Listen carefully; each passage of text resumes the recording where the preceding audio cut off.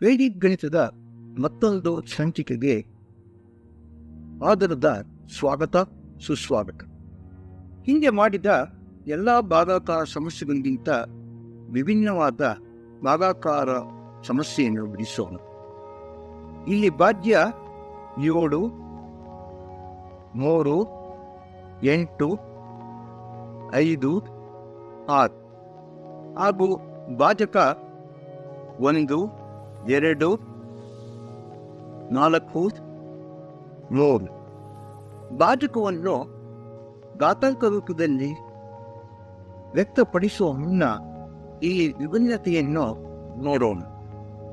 ಭಾಜಕ ಅಂಕಿ 1ರಿಂದ ಆರಂಭವಾಗುವುದರಿಂದ ಒಂದನ್ನು ಆಧಾರ ಸಂಖ್ಯೆಯಾಗಿ ಪರಿಗಣಿಸದೆ ಮೊದಲ 2 ಅಂಕಿಗಳಾದ 1, 2 ಆಧಾರ ಸಂಖ್ಯೆಯಾಗಿ ಬರೆದುಕೊಳ್ಳುತ್ತೇವೆ ಹಾಗೂ ಕೊನೆಯ 2 ಅಂಕಿಗಳು 4, 3 ಘಾತವನ್ನಾಗಿ ವ್ಯಕ್ತಪಡಿಸುತ್ತೇವೆ. ಭಾಗ್ಯವನ್ನು ಇದ್ದಂತೆ ಬರೆದುಕೊಳ್ಳುತ್ತೇವೆ.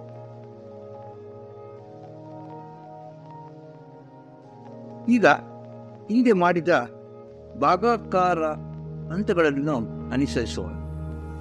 ಹಂತ 1ರಲ್ಲಿ ಮೊದಲ ಅಂಕಿ 7 12ರಿಂದ ಭಾಗಿಸಲು ಅಸಾಧ್ಯ. ಆದ್ದರಿಂದ ಮೊದಲ 2 ಅಂಕಿಗಳು 7, 3 ತೆಗೆದುಕೊಂಡು 12ರಿಂದ ಭಾಗಿಸೋಣ. ಇಲ್ಲಿ ಬರುವಂಥ ಭಾಗಲಬ್ಧ 6 ಹಾಗೂ ಶೇಷ 1. ಬಂದಂಥ ಭಾಗಲಬ್ಧ 6 73ರ ಕೆಳಗೆ ಬರ್ಕೊಳ್ಳಿ ಹಾಗೂ ಶೇಷ 1 8ರ ಮುಂಭಾಗ ಬರ್ಕೊಳ್ಳಿ. ದೊರೆತಂಥ ಭಾಗ್ಯದ ಹೊಸ ಸಂಖ್ಯೆ 18 ತೆಗೆದುಕೊಳ್ಳಿ ಹಾಗೂ ಘಾತದ 2 ಅಂಕಿಗಳಾದ 400 ಹಾಗೂ ಭಾಗಲಬ್ಧದ ಅಂಕಿ 6 ಹಾಗೂ ಶೂನ್ಯವನ್ನು ಬರೆದುಕೊಂಡು ಈ 2 ಸಂಖ್ಯೆಗಳ ಓರೆ ಗುಣಾಕಾರವನ್ನು ಮಾಡೋಣ. 3 0ಯೊಂದಿಗೆ ಗುಣಿಸಿದಾಗ ಬರುವಂತಹದ್ದು 0, 4 ಮತ್ತು 6 ಗುಣಿಸಿದಾಗ ಬರುವಂತಹದ್ದು 24. 18ರಿಂದ 24 ಕಳೆದಾಗ ಬರುವಂತಹದ್ದು -6. ಇಲ್ಲಿ ನಾವು ಗಮನಿಸಬೇಕು, ನಮಗೆ ಇಲ್ಲಿ ವ್ಯತ್ಯಾಸ -6 ಬಂದಿರುವುದರಿಂದ ಋಣಾತ್ಮಕ ಸಂಖ್ಯೆ ಆಗಿರುವುದರಿಂದ ಮುಂದಿನ ಭಾಗಾಕಾರ ಹಂತಗಳನ್ನು ಮಾಡಲು ಅಸಾಧ್ಯ.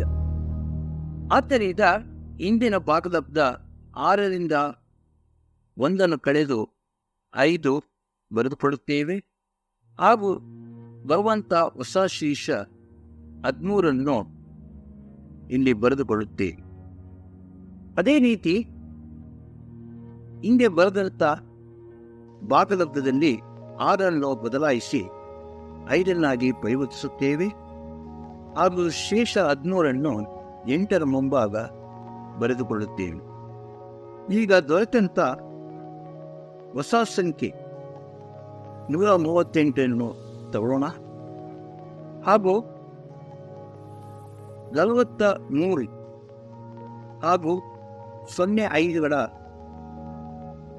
ಓರೆ ಗುಣಾಕಾರವನ್ನು ಮಾಡಿ ಅವುಗಳ ಮೊತ್ತವನ್ನು ಕಂಡುಹಿಡಿಯೋಣ.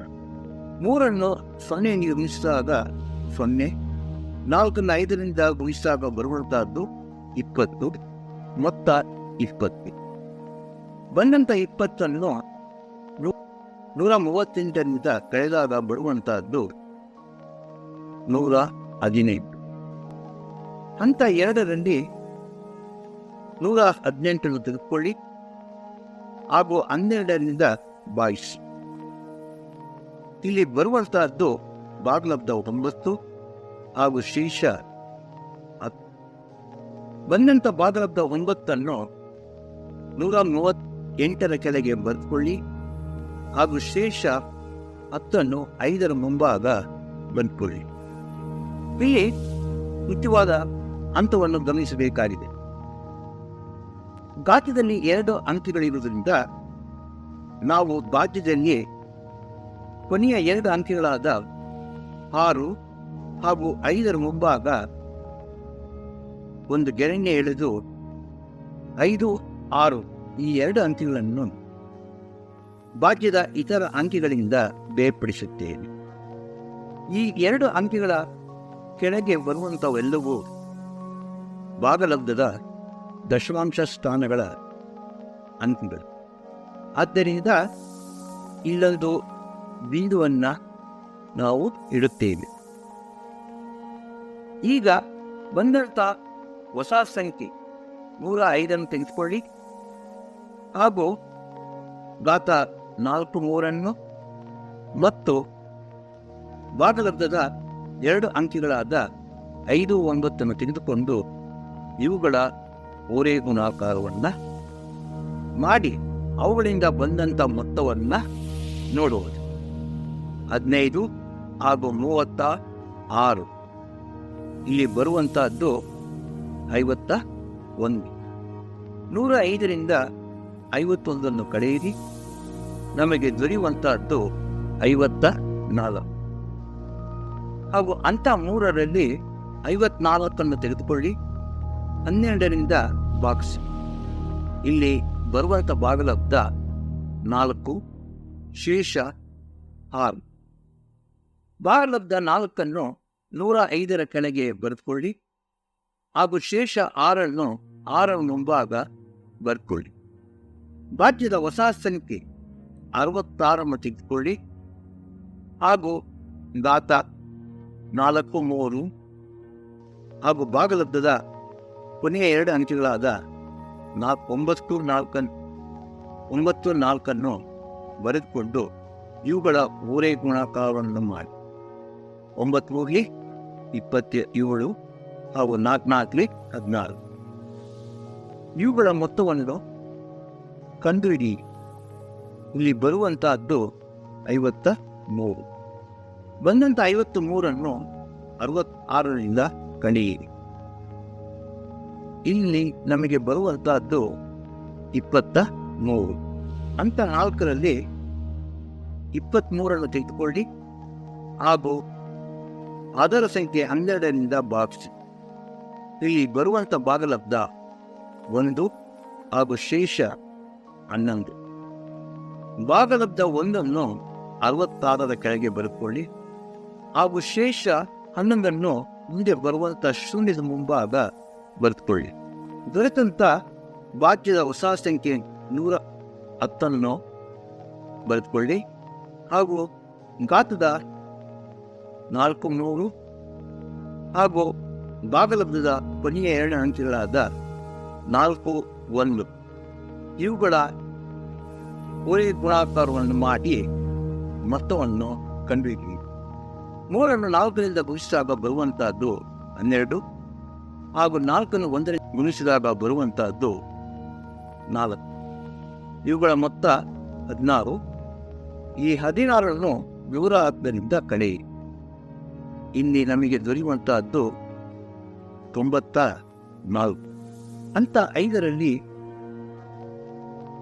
94 ತೆಗೆದುಕೊಳ್ಳಿ ಹಾಗೂ 12ರಿಂದ ಭಾಗಿಸಿ.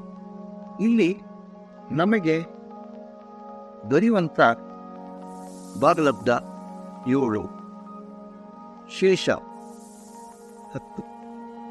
ಬಂದಂಥ ಭಾಗಲಬ್ಧ 7 110ರ ಕೆಳಗೆ ಬರುತ್ತದೆ. ಇಲ್ಲಿಗೆ ನಾವು 3 ದಶಮಾಂಶಗಳುಳ್ಳ ಅಂಕಿಗಳಿಗೆ ಈ ಭಾಗಾಕಾರ ಕ್ರಿಯೆಯನ್ನು ನೆನೆಸುತ್ತೇವೆ. ನಮಗೆ ಬಂದಂಥ ಭಾಗಲಬ್ಧ 5 9.417.